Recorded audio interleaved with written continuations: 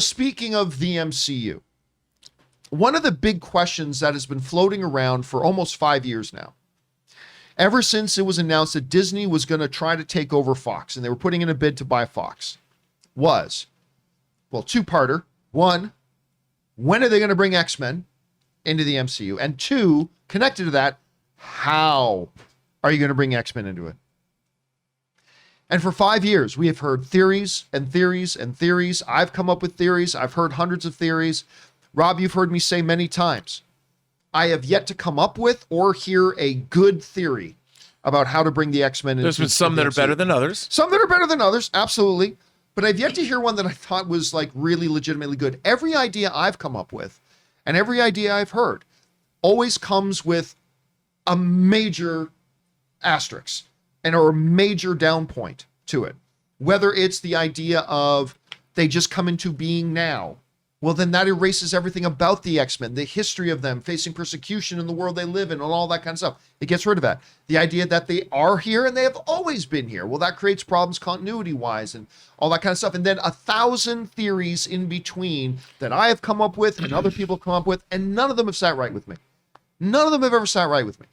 Well, in the last couple of days, I started seeing this other theory floating around that I looked at it and went, and then I looked at it again and thought, wait a minute.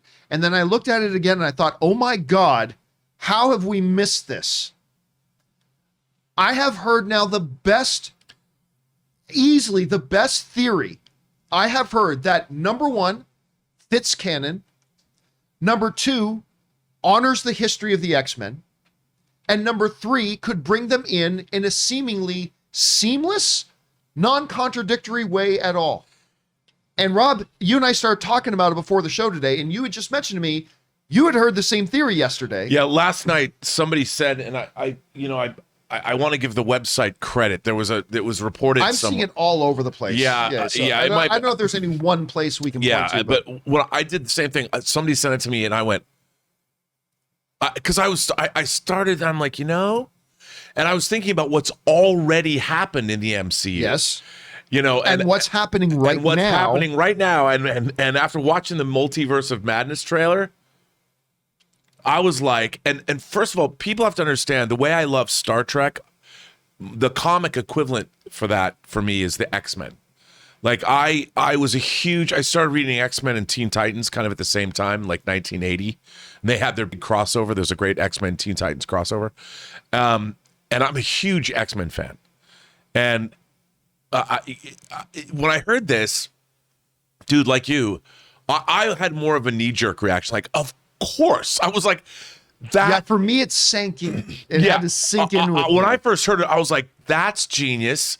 And I was thinking how, if you were going to do it,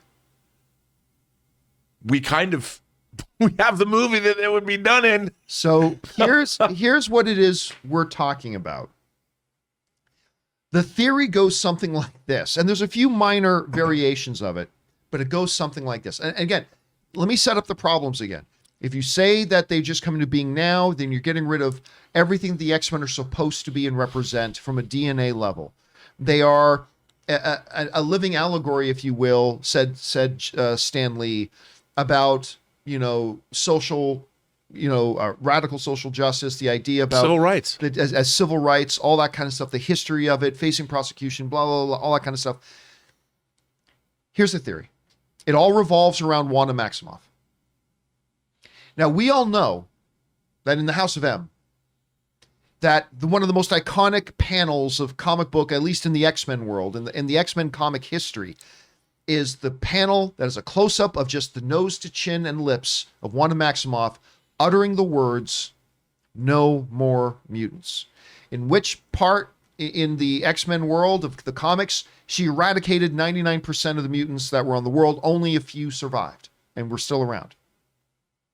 We talked on the show the other day about how, one of the theories going around about Doctor Strange 2 is that Wanda is at the heart of multiverses being destroyed. And it's always Wanda. It's always Wanda. And she's going to be part of the problem. So here's the basic theory. That Wanda does not say no more mutants. But Wanda, at some point in the past, has said no more mutants. That our world did have mutants. It did have that rich history. It had all of that. And that Wanda Maximoff at some point said no more mutants. And not only did they disappear, but the memory and knowledge of them ever being a part of our world disappeared. Yeah, with reality changed. All of reality changed. It wasn't like Doctor Strange who made everyone forget, but literally reality itself changed. And what I think is cool about this one, because you and I have always talked about the fact that in Avengers, Age of Ultron, when we meet Wanda and we meet Pietro, they were miracles, and their power was generated by the Infinity Stones or the Loki Tesseract, staff and whatever, you know. Well, if Wanda said in the past at some point, no more mutants, that was what was established that imbued them with powers. Yes. Not that they were mutants. But if you think about the X-Men, the past of the X-Men, Kang is involved. Kang went back to ancient Egypt for Apocalypse. You know, and Apocalypse, one of the first mutants, all the way back to ancient Egypt. So by saying no more mutants, you've literally changed the reality of our world thousands of years back into the past. And then it would make sense that the only ones that got spared from her doing that were her and her brother. Yep. So Kevin Feige once Marvel and Disney took over Fox, Kevin Feige was presented with an opportunity to retcon what he was doing with Wanda and say, okay, wait a minute, let's change what we were doing. Let's now say this. And if at some point in this, with Professor Charles Xavier, he can then reveal to Doctor Strange or anybody else that we mutants were populous. We mutants were part of the world with everybody else, with the Homo Superior. Our Illuminati, Charles Xavier. Yes. We Homo Superior lived amongst Homo sapien, and we this and blah, blah, blah. And at some point, the no more mutants gets undone. And all of a sudden, the mutant population returns, like the unsnapping of Thanos' thing. They're back. The world's remembering. The reality is reshifted again. They remember that mutants were there. Listen, I am not saying, and Rob, I don't think you're saying, that this is what they're doing in the MCU right now. But I am telling you, by far, this is the best theory I've heard so far, because it covers all the bases and it checks all the boxes. Every theory I've ever heard has had some major, major glaring weakness. With this one, it's like, okay, wait, that works, and it works there, and it works there, and oh my God, it works there too. Again, not saying that's what they're going to do. And not only that, I'm willing to bet you, and this is, again, I'm going to add to this theory, that our friend Mr. Boner, who showed up in WandaVision, the Quicksilver who turned out to be like a nothing burger. What if it wasn't a nothing burger? What if it was a first exploration from the multiverse, or somebody not, saying we have to figure out what the hell, because this entire time people have been watching Wanda Maximoff from other parts of the multiverse or whatever. Xavier's been trying to restore the mutants or whatever. I mean, call it whatever you want. You could even go even further and say that the entire Fox X-Men universe was what happened to all the mutants when Wanda took them out of the main MCU. It almost like they created a new reality. A new reality of something. And because now you have Kang running around, you've got Loki in the Time Variance Authority. All of this has been building up perhaps to the restoration of mutants in the MCU, which, by the way, would be so Marvel comic booky. It would be so awesome. I mean, if it was done right. I mean, they're threading a needle here, and I'm getting too excited for it, because if I read this, if at the end of the Multiverse of Madness, Wanda Maximoff said, like, if they were really cool, and I believe Marvel could do this, I don't believe they have done it because we would have heard about it. What if they were making an X-Men movie in secret? That they actually made, they were able to keep McGuire and Andrew Garfield. But you and I both know there's a difference between keeping a couple of actors involved in a project is different than $150 million project with 2,000 people working on it. Put it past them. Wouldn't it be cool if? No, I don't think they did that. But the thing is, if at the end of Multiverse of Madness or Quantumania, if Wanda Maximoff says whatever to restore whatever she's going to say, and restore the X-Men, and then you just see all these actors they've cast, because they're doing all kinds of cameos. They've done reshoots with cameos. We don't know who they've hired to do these cameos. One day here, one day there. What if they did the last shot of Multiverse of Madness is 30 X-Men characters just showing up. Just ding, and that's how the movie ends. Could. I mean, that would be a little bit of a cheap pop. I think that might Maybe. be a bit of a cheap. Like, I still think Feige wants to do the best of both worlds. I think he can do all that, but still say, now this is the X-Men today, and have his own iteration of X-Men and all that kind of stuff and move forward. But anyway, it's interesting. Chris, you've been sitting there listening attentively. What do you think about like this theory that's been going around? Like, I heard it and I instantly went, how have we not? How has this gone under the? How have we not all been talking about this whole time? I don't know. Yeah. You hear about it. What works for you? What doesn't work for you? What are you thinking? I like the idea of this in a comic book format. I don't know if I like it in the idea of a film, because I don't like things that occur off screen. So I'd need to see all of this play out for me. I like to be shown things, not told things.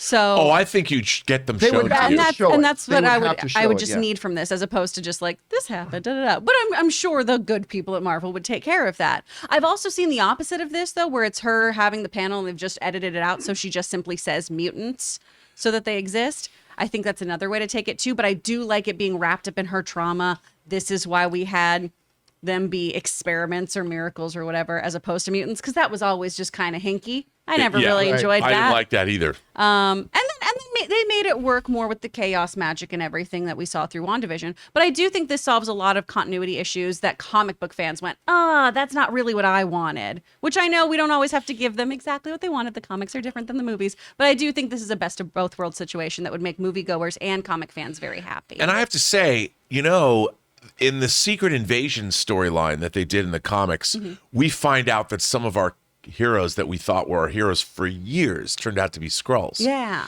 So it's not like this things that are the long game hasn't been played before.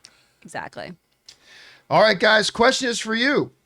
What do you think about this theory that's going around that there were mutants? Wanda at some point said no more mutants, changed reality, and at some point we might get it back. I don't know. We're not saying this is what Marvel's doing. I'm just saying it's the best theory I've heard so far, and I really like what I'm hearing. How do you guys feel about it? Jump on down to the comment section below and let us know your thoughts. We want to take a moment and thank a sponsor of today's video, ExpressVPN. So guys, if you've been listening to or following me for any period of time, you guys know that one of my big concerns is often online privacy. And that's why I use ExpressVPN. Now, I know what a lot of you guys are probably thinking. You're thinking, well, why don't you just use incognito mode? Well, let me tell you something. Incognito mode does not hide your activity. It doesn't matter what mode you use or how many times you clear your browsing history. Your internet service provider can still see every single website that you visited. And listen, it doesn't matter who your internet service provider is. Internet service providers in the US can legally sell your information to ad companies. ExpressVPN is an app that reroutes your internet connection through their secure servers so that your internet service provider can't see the sites that you're visiting. ExpressVPN also keeps all of your information secure by encrypting 100% of your data with the most powerful encryption available. And ExpressVPN is available on all your devices. I mean, your phones, computers, even your smart TV. Protect your online activity today with the VPN rated #1 by Business Insider. Visit my exclusive link, expressvpn.com/Campea, and you can get an extra 3 months free on a 1-year package. That's expressvpn.com/Campea. expressvpn.com/Campea to learn more.